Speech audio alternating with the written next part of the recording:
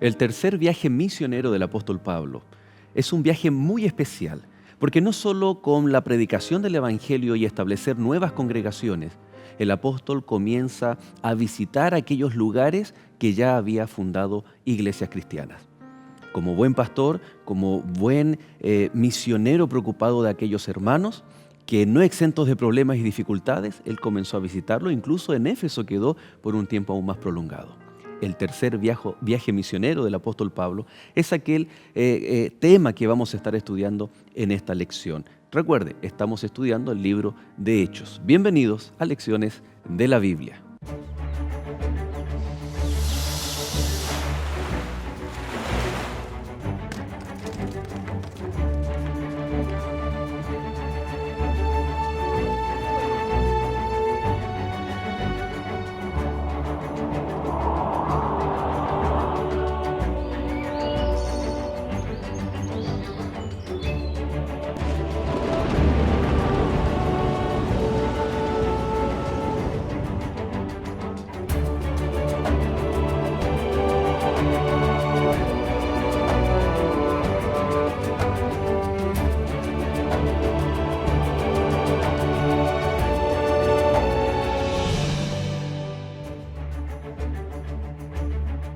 De ninguna cosa hago caso, ni estimo preciosa mi vida para mí mismo, con tal que acabe mi carrera con gozo y el ministerio que recibí del Señor Jesús para dar testimonio del Evangelio de la gracia de Dios. Hechos, capítulo 20, verso 24.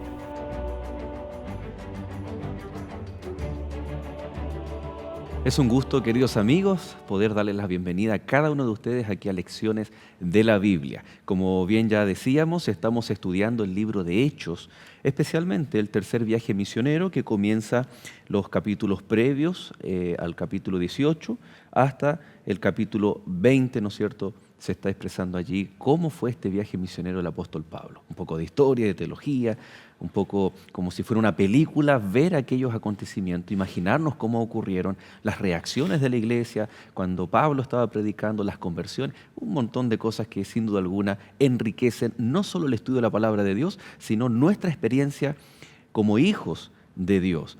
Recuerda, porque al final de este capítulo vamos a estar tomando decisiones de vida eterna para con nuestro Dios. Y para eso tenemos selectos invitados. Queremos dar la bienvenida, Pastor Luis Velázquez. Muchas gracias por acompañarnos en este capítulo. Gracias, Pastor. Es un privilegio estar en esta hora compartiendo momentos lindos del estudio de la palabra de Dios que siempre nos enriquecen y nos hacen crecer en la vida espiritual. Así que gracias por la invitación y contento de acompañarte en este momento. Muchas gracias. Pastor Ernesto Quesada, bienvenido nuevamente, su casa, su programa. Sí, ya nos sentimos muy cómodos acá junto a nuestros amigos que nos acompañan viernes tras viernes, ¿verdad? Y durante el sábado también. Contento de estar acá. Uh-huh. Bueno, contar que Pastor Luis Velázquez, usted es pastor aquí en Chile, de nacionalidad ecuatoriana, pero de corazón chileno, dividido, ¿no? Ecuatoriano, es como el apóstol Pablo, ¿no? Nacido en... Transcultural. Claro, nacido pero criado o formado acá. Tiene el corazón ecuatoriano y también chileno. Cuéntenos en qué labor se desempeña aquí en nuestro territorio. Bueno, actualmente estamos dirigiendo a nivel nacional el área de evangelismo, que es un área sin duda desafiante de la iglesia. Juntamente con ello estamos trabajando en la Secretaría Ministerial, en la Asociación Ministerial de la Unión, y también el área de misión global, que no solamente encierra lo que es la plantación de iglesias, sino también lo que hoy en día estamos trabajando con mucha fuerza, como son nuestros centros de influencia. Así que por trabajo hay mucho que hacer. Hay mucho que hacer. Sí. En el área de evangelismo, vela por la predicación del Evangelio para que muchas personas conozcan a Jesús. En el área de Secretaría Ministerial, para nuestros amigos, ¿no es cierto?, que aún no conocen nuestra nomenclatura, usted es el pastor de los pastores, ¿no? Nosotros los pastores también tenemos nuestro propio pastor. Exacto, ¿no? Aparte de Jesús, que es el principal. Y en Misión Global, vela esos proyectos especializados, dedicados para la expansión, ¿no? Es como la estructura de la predicación del Evangelio con métodos diferenciados para alcanzar a muchas personas. Así que hemos invitado a nuestro pastor hoy por una temática muy especial, ¿no? Sin duda. En el área misionera, expansión evangelística, formas de predicar el Evangelio. Así que Y este ya es el tercer viaje misionero del apóstol. Así es. Bueno, vamos a abrir la Biblia entonces ahí en Hechos capítulo 18, verso 24, y al abrir la palabra de Dios vamos a pedir la bendición del Señor a través del Espíritu Santo. Pastor Luis, por favor, diríjanos en oración. Vamos a orar. Bendito Señor, gracias por el privilegio de poder escuchar tu voz. Cuando tu palabra, cuando la Biblia se abre, deseamos que la única voz que se escuche sea la tuya. Y te invitamos para que hables a nuestros corazones y podamos entender algo más del mensaje y del plan que tú tienes para la vida de cada uno de nosotros. Bendice tu palabra, te lo pedimos en el nombre de Jesús. Amén. Amén. Amén. La tradición histórica cristiana dice que había un personaje que cuando Cristo Jesús murió y donde toda la gente asistió a la Pascua y se quedó hasta el día número 50, ¿no? 50 días después de la Pascua, al Pentecostés, este personaje no había estado. Por alguna razón tal vez se fue de allí de Jerusalén. Y solamente tenía una parte de lo que es el ministerio o los procedimientos que nosotros como cristianos realizamos hoy. En Éfeso había un hombre llamado Apolos. ¿No? Y antes de entrar allí a Apolos, interesante que nuevamente Antioquía se transforma es como la plataforma de lanzamiento, ¿no? Ahí la NASA, ¿no? La plataforma de lanzamiento de los viajes misioneros de Pablo. Esta vez él desde Antioquía va hacia Galacia. Interesante, Pastor Ernesto, que en capítulos anteriores el Espíritu Santo decíamos que le prohibió a Pablo ir y predicar en esa región, ¿no? Y ahora, o más que le prohibió, lo dirigió. Lo dirigió, Claro. le cambió el plan. Exacto. Y ahora sí, Pablo va a esa zona, a esas ciudades, a esas iglesias, ¿no? La Odisea, Galacia, etcétera. Pero llega a Éfeso, en donde se concentra el tercer viaje misionero por cantidad de tiempo, por situaciones vividas en esa ciudad. Y cuando llega, el relato bíblico ahí en el capítulo 18, verso 24, habla de un hombre, un líder, Apolos, que tenía muchas cosas buenas, pero algo le faltaba. ¿Qué era lo que ocurrió allí con esta situación de Apolo y qué podemos nosotros extraer de bueno en ese aspecto? Bueno, sin duda es interesante mirar que la verdad de la palabra de Dios es progresiva. Cuando miramos a Apolos, ahí el verso 24 habla de un hombre elocuente y me gusta esta frase cuando dice que era poderoso en las Escrituras. Y Pablo sin duda lo observa, había sido, dice el versículo 25, instruido en los caminos del Señor y siendo en espíritu fervoroso, hablaba y enseñaba diligentemente lo concerniente al Señor. Podemos hablar de una experiencia de conversión reciente. Y toda aquella persona que vive una experiencia de conversión reciente necesita tiempo para ir madurando en su experiencia espiritual. Es imposible conocerlo todo, vivirlo todo en el momento o a partir de la conversión, ¿no? Exactamente, y muchas veces hay personas que argumentan eso tal vez como un pretexto para postergar una decisión por Cristo porque consideran que todavía no lo han aprendido todo o no lo han vivido todo, lo cual es una equivocación. Apolos había abrazado la verdad, conocía de la verdad, pero le faltaba su crecimiento espiritual. Tenía que seguir en ese proceso de conocimiento. Por eso hablo que la verdad es progresiva. Y él necesitaba de una instrucción, de una orientación, de un seguimiento, de un programa especial o un estilo de vida, quería decir mejor, de discipulado permanente para que su experiencia cristiana vaya cada día en aumento. Y sin duda el Señor tenía las herramientas necesarias y las personas necesarias en ese lugar. En Éfeso había un matrimonio muy especial, ¿no? Así es. Priscila y Aquila, y cuando ellos se escuchan, y el verso 26 dice que Apolos comenzó a hablar con denuedo en la sinagoga, pero cuando le oyeron Priscila y Aquila le tomaron aparte y les pusieron más exactamente el camino de Dios. Ninguno de nosotros es Le suficiente. entendieron con más precisión, porque si bien es cierto, Apolo era un hombre Poderoso, en la palabra. Poderoso en la palabra, palabra. pero aún necesitaba dirección, algo le faltaba. Sin embargo, ahí podemos ver cómo Priscila y Aquila le tomaron aparte. Qué importante es que también en la iglesia podamos ver aquello, ¿no? Hay personas, hay hermanos que son elocuentes, pero que sin embargo necesitan de un hermano mayor, vamos a decirlo de esa manera, que le pueda dar una dirección y puedan potenciarlo en la predicación del Evangelio. Ninguno es suficiente ni está completo en la obra de Dios. Todos de alguna forma necesitamos seguir avanzando, conociendo, no solo en el conocimiento, sino también en nuestros hábitos, estar dispuesto a que... Ahora, en nuestra cultura, en nuestra sociedad, la pregunta es, ¿nos gusta que nos digan que estamos errados o que debemos cambiar algunas cosas en nuestros ministerios? Mira, te digo en dos cosas interesantes. Primero, en la naturaleza propia nuestra, eso no es así. El ser humano se resiste a eso. Y más en aquellos que tienen características de liderazgo. El líder por naturaleza piensa que él está para liderar, no para recibir consejos.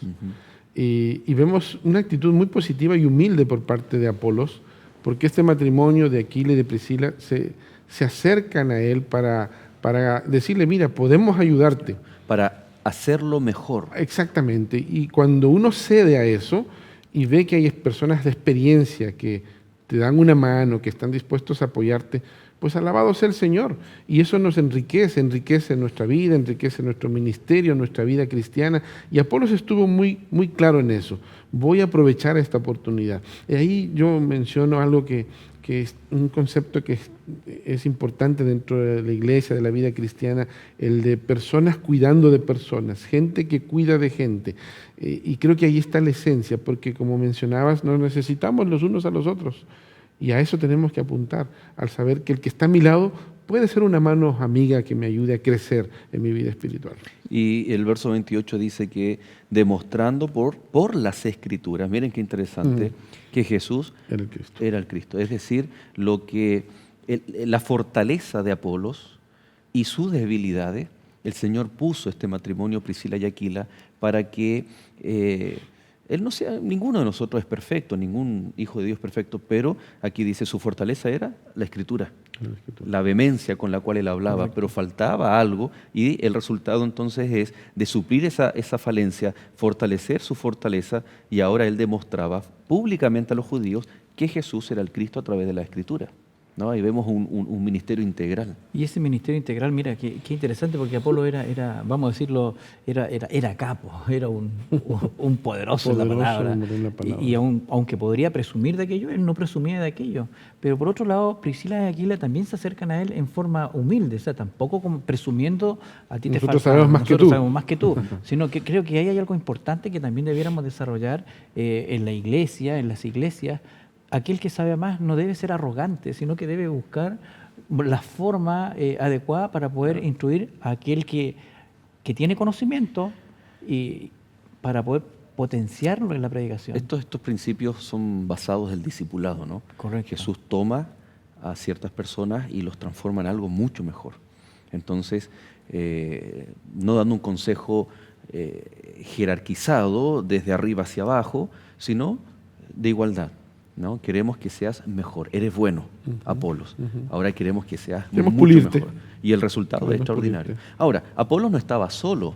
Apolos también, hablando del contexto discipulado, tenía también sus propios seguidores, sus discípulos. Y en el capítulo 19, cuando Pablo llega entonces a Éfeso, él se da cuenta que la misma situación que había visto Priscila y Aquila en Apolos, Pablo lo ve en los discípulos de Apolos. ¿Qué era lo que a ellos les faltaba?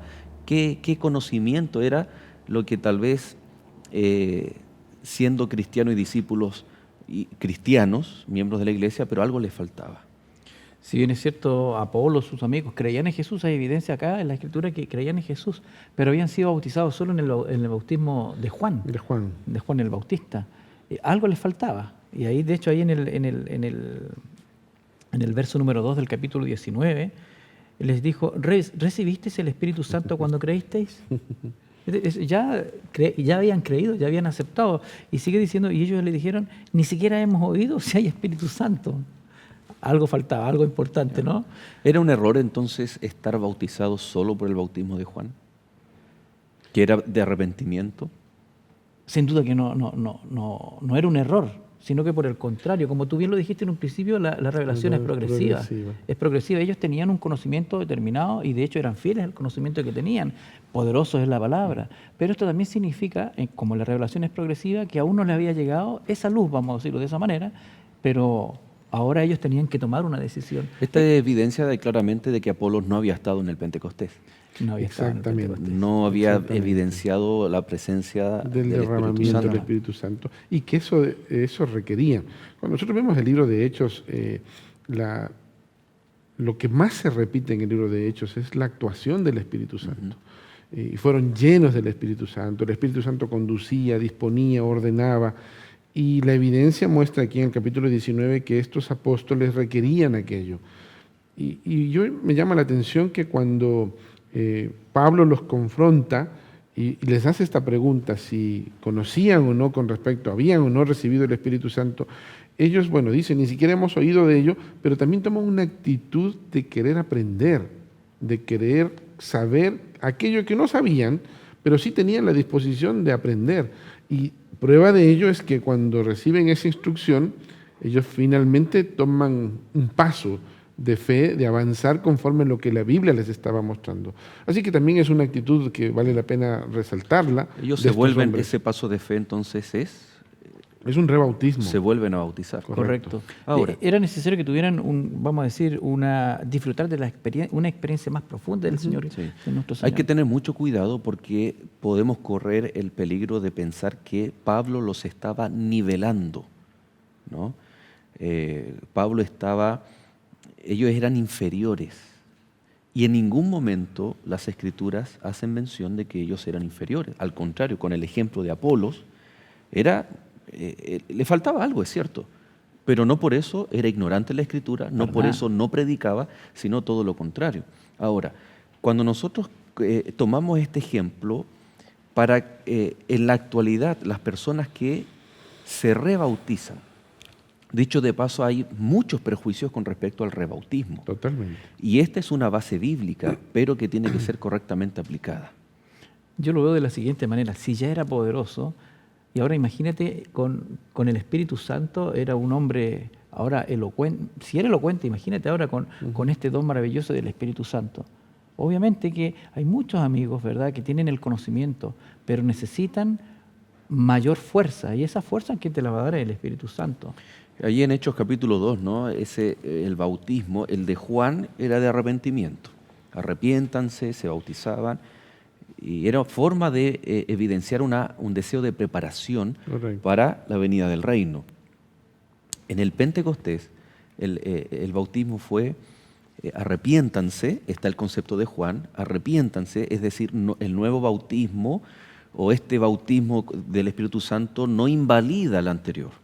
Pero ahora sí, arrepiéntanse y bautícese para perdón de pecados y recibiréis el Espíritu Santo. Correcto. Antes del Pentecostés, del derramamiento del Espíritu Santo, no se podía recibir así libremente, ¿no?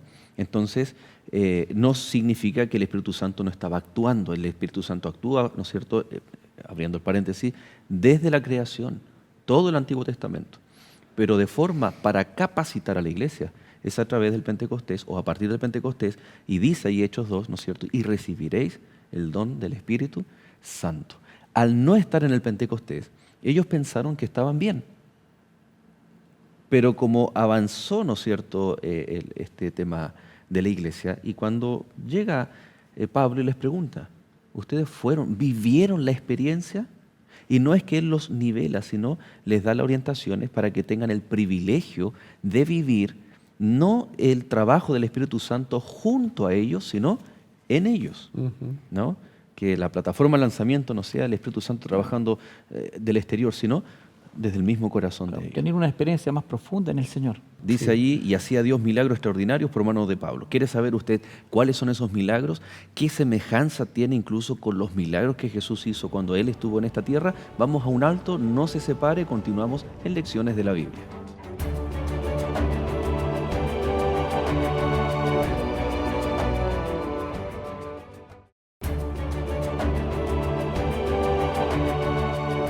Ya estamos de regreso aquí en Lecciones de la Biblia, estudiando acerca del tercer viaje misionero del apóstol Pablo. Vemos cómo algunos principios son, no solamente es un relato histórico, sino cómo la iglesia actúa con respecto a ciertas ceremonias, ciertos procedimientos que son también parte del evangelismo. Cuando una persona conoce a Jesús y ya lo había aceptado antes, pero ahora aprende la verdad completa del Evangelio, de la palabra de Dios, ¿no? Como es el caso del rebautismo. No para invalidar el anterior ni cambiarse, de repente es como que una madre le dice a su hijo, hijo, estás traicionando a nuestra religión. Valores, No, por eso decíamos cuidado, no es un nivelar, sino que es dar un paso de fe. ¿Ya? Y tiene que evidenciarse también con ese... Ahora, al evidenciar y al pasar por este paso de fe, fueron potenciados, porque inmediatamente ellos salen a la obra, siguen predicando. Ujú. Y bueno, y comienzan las discusiones, ¿verdad? Y podemos encontrarnos en el verso número 9, dice que en la medida que ellos predicaban, pero endureciendo algunos y no creyendo, maldiciendo el camino delante de la multitud, se apartó Pablo de ellos y separó a los discípulos diciendo, cada día en la escuela de uno llamado Mileto. Ahí se generaron algunos problemas, ¿no? Pero en esta circunstancia ocurre algo interesante en el verso 10. Así continuó por espacio de 2 años, de manera que todos los que habitaban en Asia, judíos y griegos, oyeron la palabra del Señor Jesús. Estuvo predicando por 2 años y seguido. Es interesante. Todos los días. Todos los días. Todos los días. Pero, ¿qué ocurre al predicar todos los días en un lugar determinado? ¿Qué ocurre? La consecuencia de lo que dice allí, pues dice, oyeron la palabra del Señor Jesús. O sea, en otras palabras, ellos evangelizaron el lugar que estaba a su alrededor, a través de una predicación permanente y constante, donde la palabra de Dios se abría y se evangelizaba, se compartía un mensaje de esperanza. Y aquí vemos un ministerio integral, porque no era una tarea la predicación, era una vivencia. Era su Yo me estilo de vida. imagino ¿no? a Vamos Pablo decirlo. yendo al banco a hacer un depósito y se ponía a predicar. Y claro. Después iba a comprar pan y se ponía a predicar. Obviamente estoy ocupando los ejemplos contemporáneos de nuestras actividades, ¿no? Entonces, y claramente ocupaba algunas plataformas oficiales de predicación, como la sinagoga los días sábados, como tal vez algunos centros sociales que la cultura griega tenía, como las plazas, los areópagos y cosas por el estilo. Pero al hablar de ministerio integral, la curación o la sanación también, así como fue el de Cristo, enseñanza, predicación y curación, vemos también algo muy similar. Y de hecho el verso 11, y hacía Dios milagros extraordinarios por mano de Pablo. Es menester también comentar eso así brevemente o incluirlo en el comentario a continuación, que es Dios quien hacía los milagros, ¿no? De tal manera, verso 12, que aún se llevaban a los enfermos los paños o delantales de su cuerpo y las enfermedades se iban de ellos y los espíritus malos salían. Aquí es medio complejo, ¿no? ¿Cómo así? La gente llevaba un vestido, una ropa del enfermo y a través de Pablo Dios sanaba al enfermo. Pero no debemos olvidar que todos los milagros y todos los acontecimientos eran semejantes a los que había hecho Jesús. Y esto es semejante a la mujer sirofenicia, ¿verdad?, que tocó el manto de Jesús para obtener la salvación, la sanidad. ¿Lo recuerdan? Pero ahí la mujer estaba presente. Estaba presente. Y aquí dice que otra gente lleva los paños de los enfermos y el enfermo probablemente no está presente. Sí. ¿Por qué? ¿Por qué es vez, esa forma? Tal vez me gustaría resaltar 2 cosas que considero importantes para entender bien este tema de estos milagros. Primeramente, el texto deja bien claro en el verso 11 que es Dios quien obra. Ya eso para mí me genera una absoluta tranquilidad de saber que es Dios quien está presente allí. Es como que Lucas ya está respondiéndonos para nuestras que cualquier otro aprensiones. argumento que pueda existir, Claro. negativo, no, ya él va claramente raya la cancha. Dios obró milagros, concluyente. Y número 2, los milagros son proporcionales a la fe. Del tamaño de nuestra fe van a ser los milagros. Y este acto de tomar estos pañuelos, estos delantales que habían tocado su cuerpo y eran llevados a los enfermos y las enfermedades se iban, es eso, es un acto de fe. Y creo que es consecuencia de esta experiencia de predicación del Evangelio, de un estilo de vida cristiano donde la gente mira a un hombre de Dios lleno del Espíritu Santo, consecuente con lo que predica y que entiende que es un instrumento de Dios. O sea, no van a buscar en Pablo porque él tiene el poder por sí mismo para sanar. Van a buscar a un hombre de Dios al Dios de los milagros. Los créditos son siempre de Dios. Son siempre de Dios. Y eso deja bien claro y establecido. Y obviamente el Señor, donde hay fe, Él premia la fe. Interesante que aquí hay Dios respeta los preconceptos, las ideas, las vivencias de ese pueblo, que eran, podríamos decir, supersticiosos, pero ellos creían en estas supersticiones. Y Lucas, al escribir este relato de la siguiente manera, dice, es Dios. Es decir, ellos tenían claro, Pablo tenía claro que Dios era el autor de los milagros, pero en el formato de hacer los milagros, entonces era respetado, era lo que ellos conocían. Muy similar a las parábolas, ¿no? Al principio de las parábolas. Jesús contaba parábolas de aquellas cosas y vivencias que ellos ya conocían. El formato tal vez de curación de ellos era ese, pero los créditos eran de Dios. En ningún momento aquí se está hablando de que nosotros hoy en día debemos llamar al pastor, pastor, mire, me acabo de comprar un vehículo, un auto, un carro. ¿Usted podría bendecirlo, por favor? Y hemos visto, al menos acá en Chile, que le ponen una cinta roja o en el espejo colgando ahí una cruz, un crucifijo, etcétera. Muchas veces dependemos y algunos cristianos envuelven en su mano un crucifijo y se sienten protegidos, bendecidos, etcétera.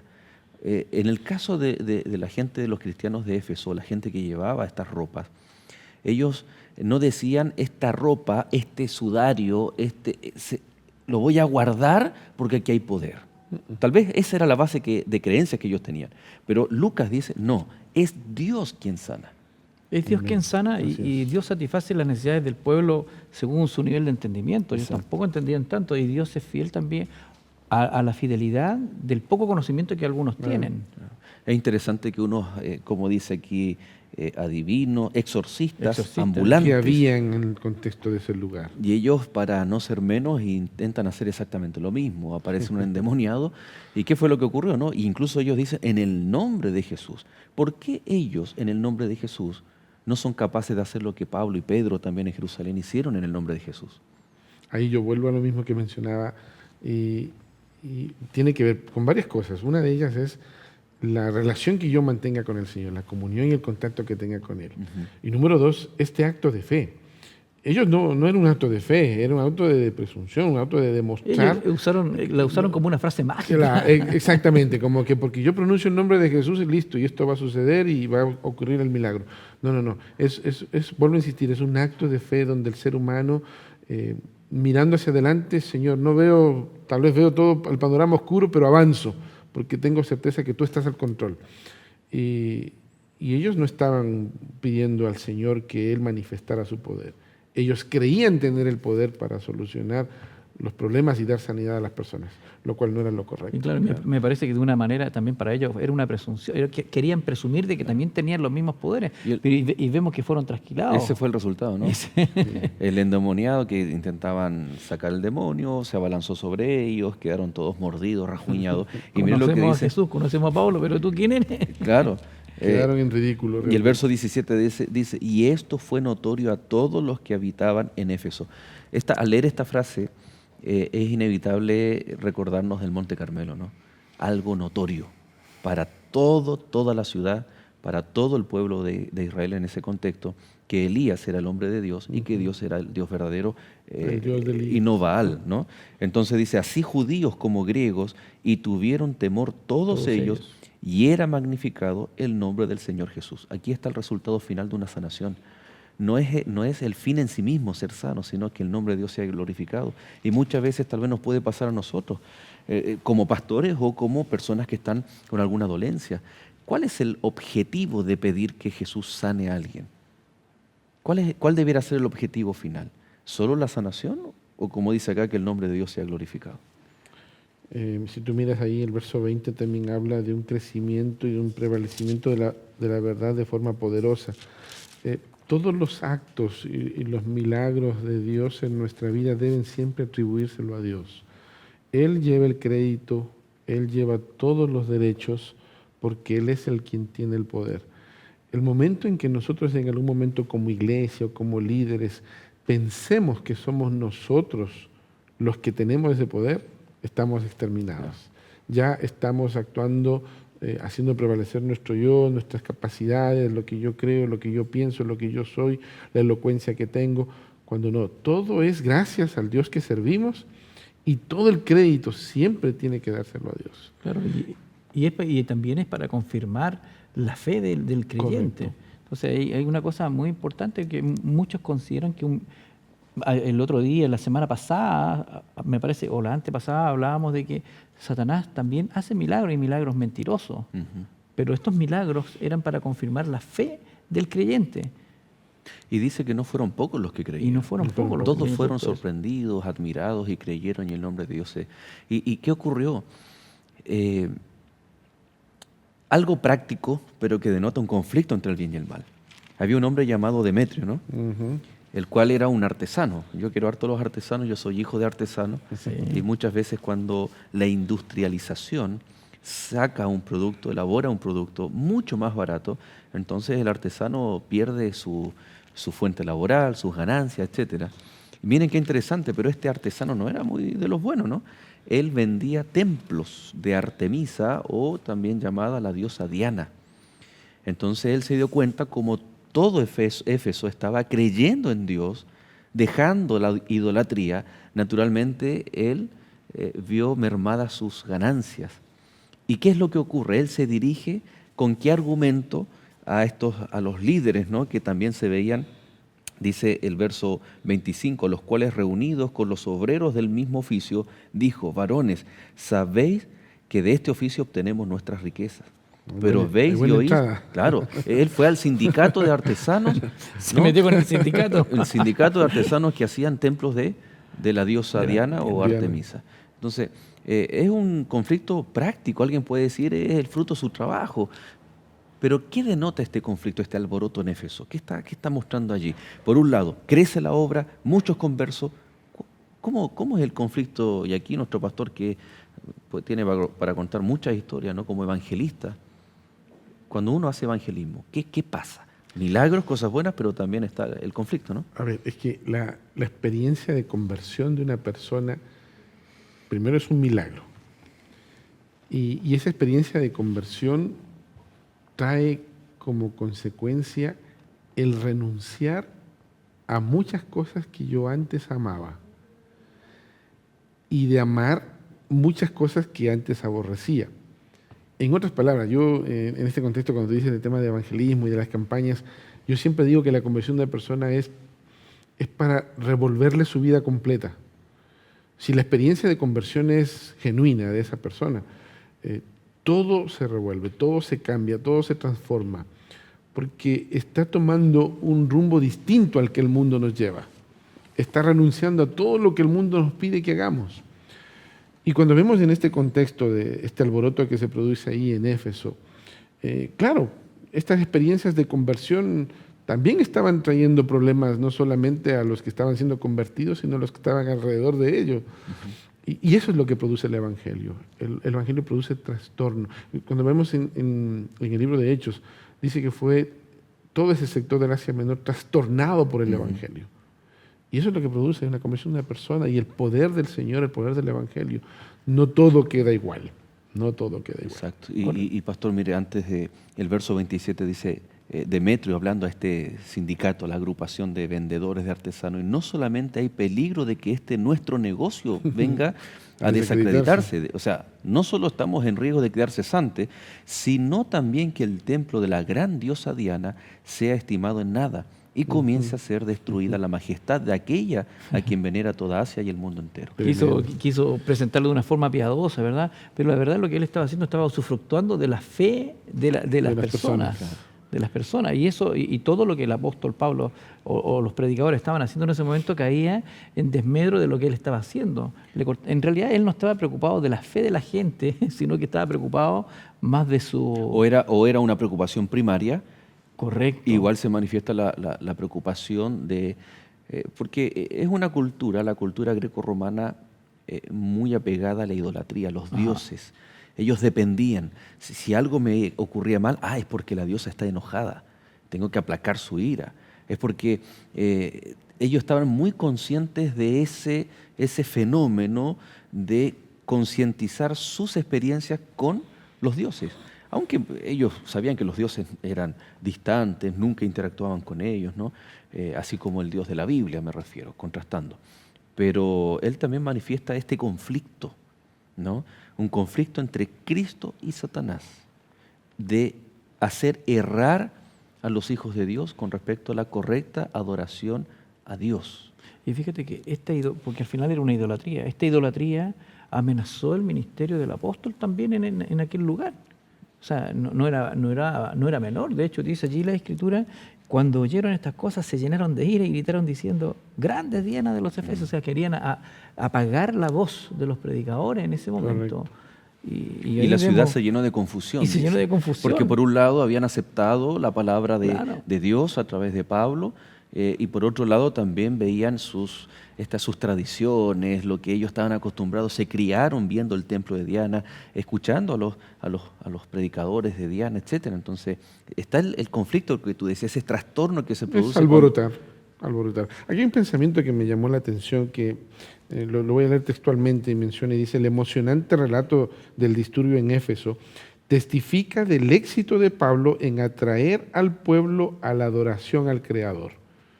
Es decir, Pablo estaba diciendo, esa diosa es algo creado, aquí está el Creador. Y eso produce alboroto. Y es igual, el día de hoy no ha cambiado.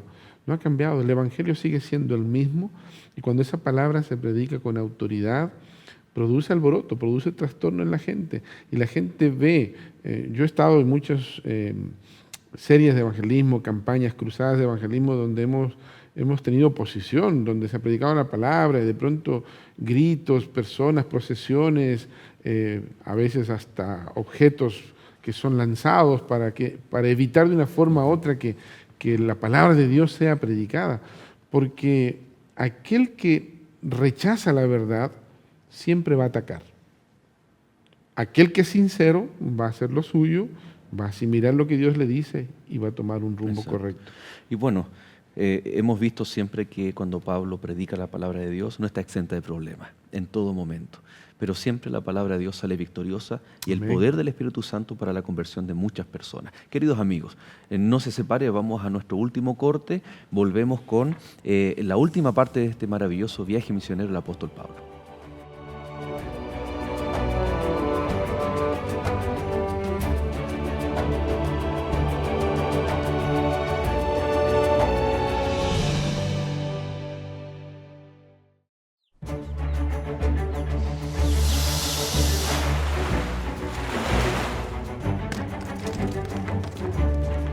Hoy en día es fácil ver familias destruidas por problemáticas como la depresión, el alcoholismo, el suicidio en los jóvenes, la infidelidad. Estas y otras problemáticas agobian a la sociedad. Si en nuestro mundo existiesen más familias felices, seguramente seríamos un mundo mucho mejor. Es por eso que la Escuela Bíblica de Nuevo Tiempo ha preparado para ti esta revista denominada Familia Feliz. Es de manera gratuita y puedes solicitarla ahora mismo a los teléfonos que aparecen en pantalla o escribiéndonos a esperanza@nuevotiempo.org.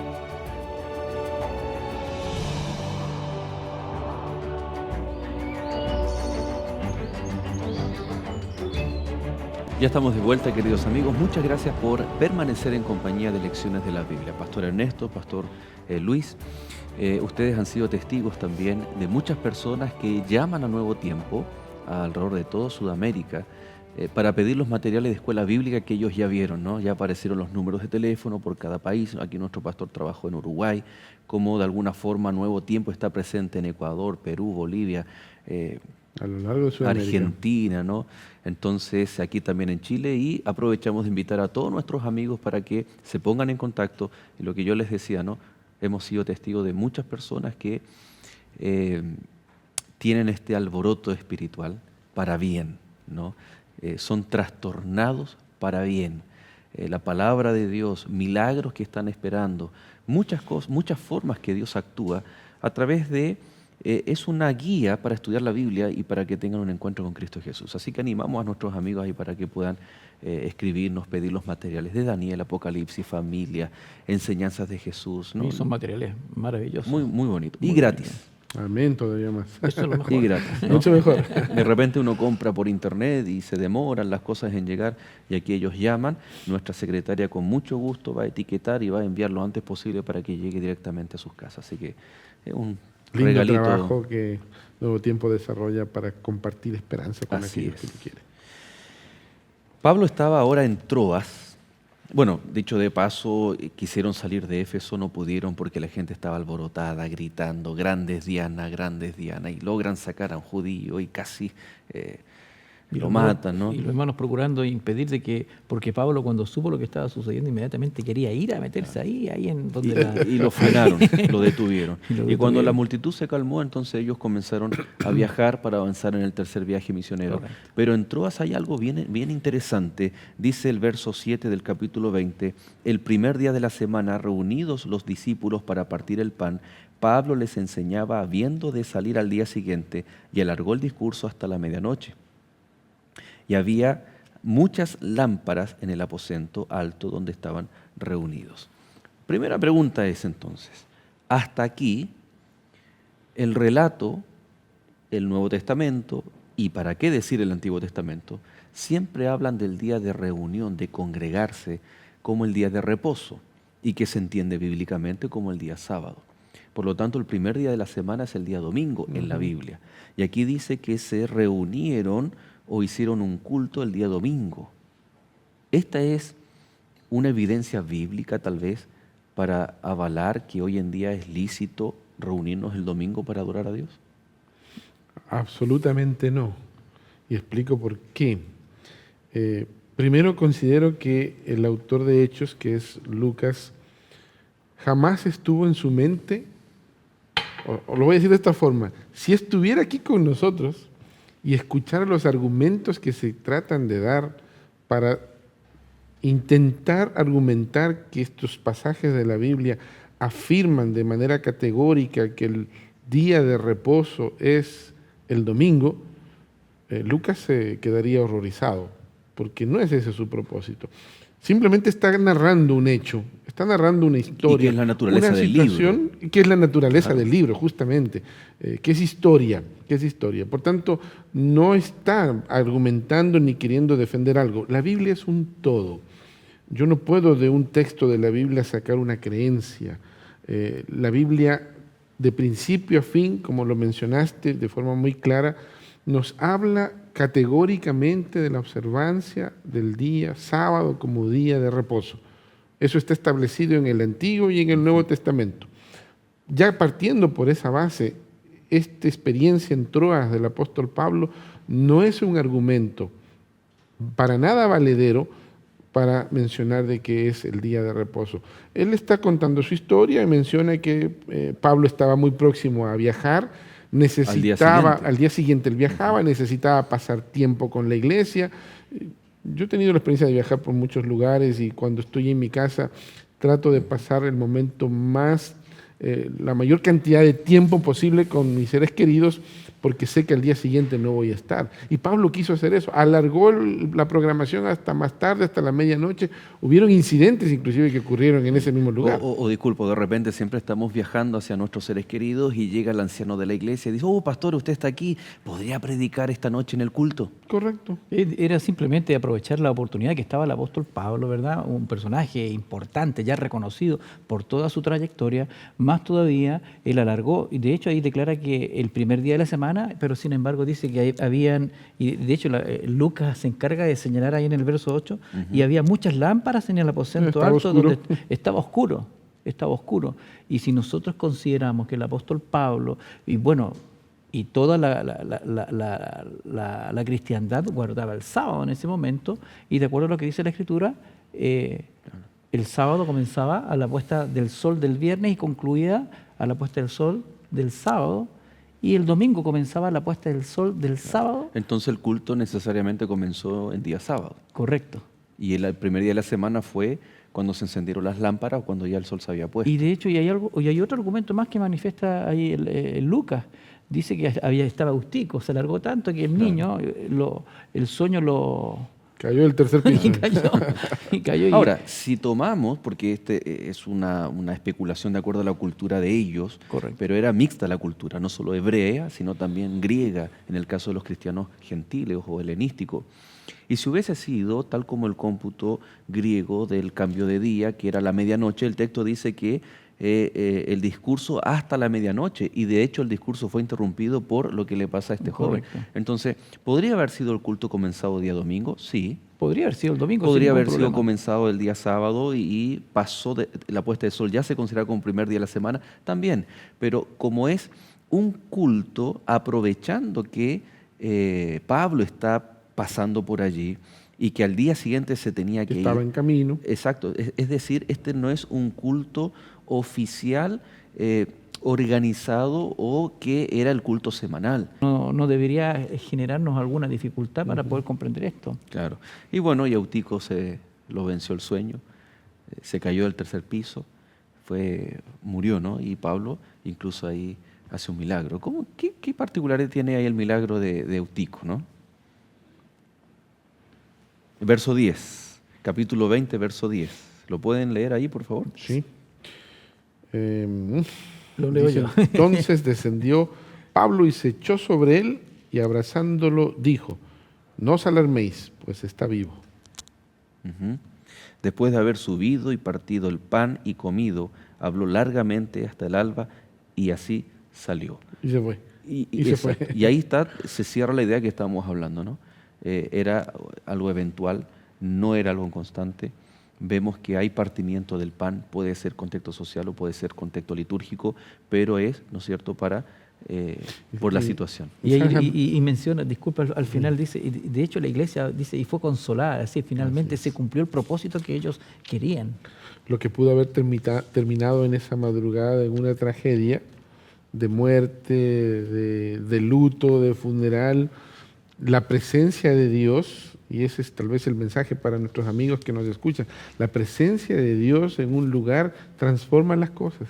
Dios estaba allí presente y ese momento tal vez de tensión al ver la muerte de este joven, el Señor actúa, obra un milagro nuevamente y confirma la fe.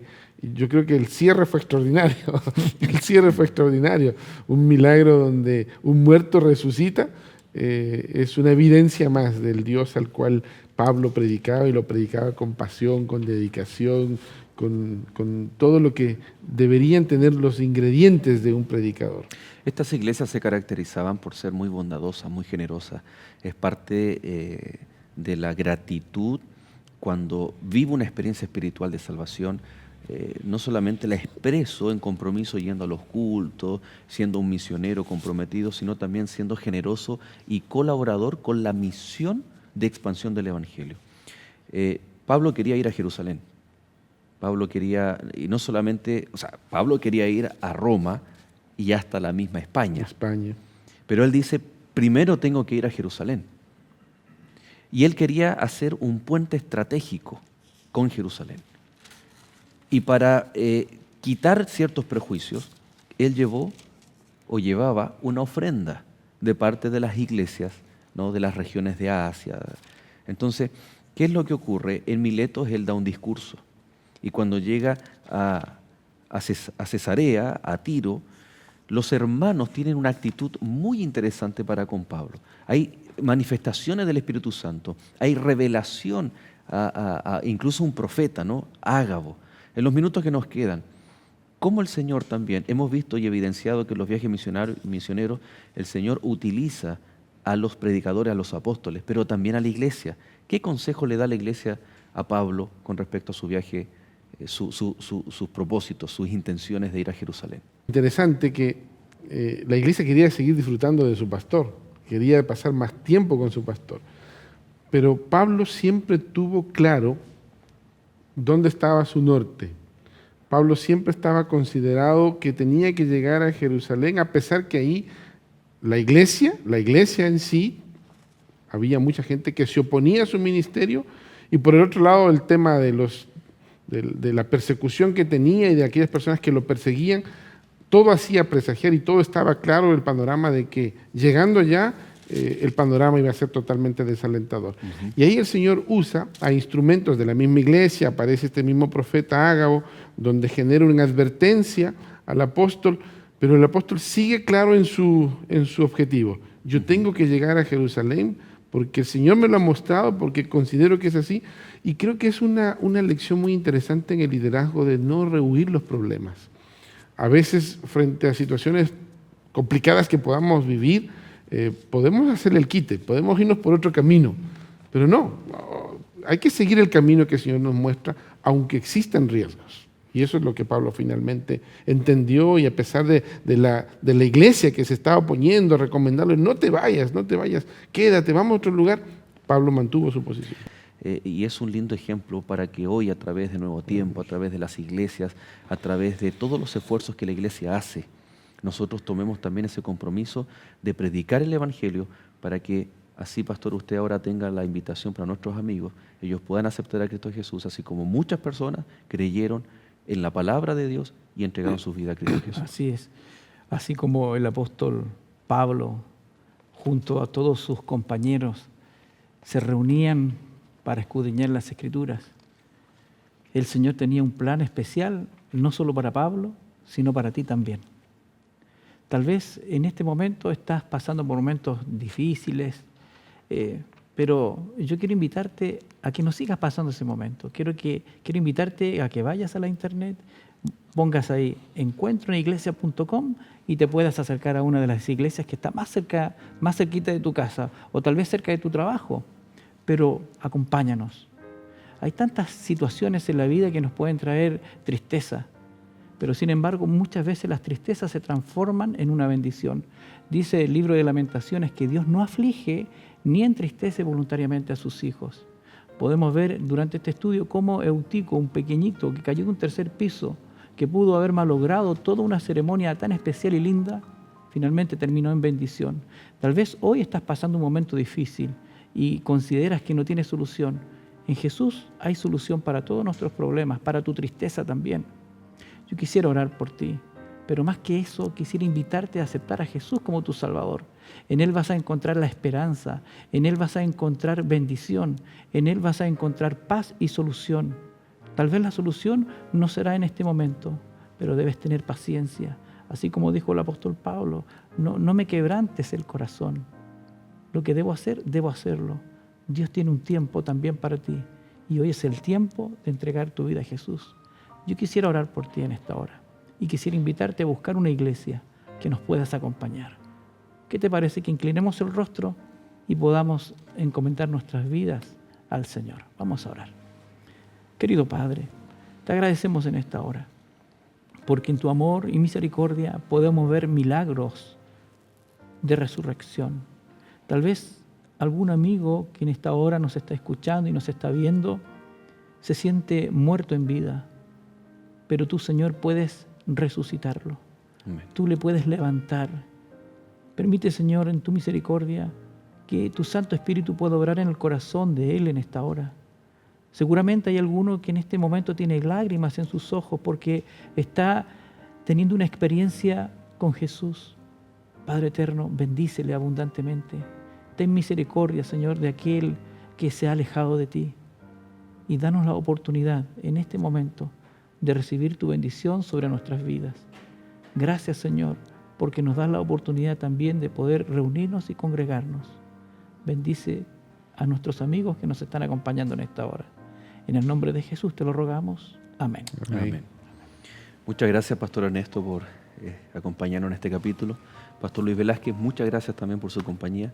Vamos a estar orando por su ministerio aquí en la Unión Chilena y que el evangelismo siempre esté presente en todas nuestras iglesias, en todas nuestras instituciones, para así también llevar este lindo mensaje de salvación para cada uno de ustedes. Que Dios te bendiga, permanece en compañía de Nuevo Tiempo, Canal de Esperanza, y nosotros nos volvemos a ver en un nuevo capítulo de Lecciones de la Biblia.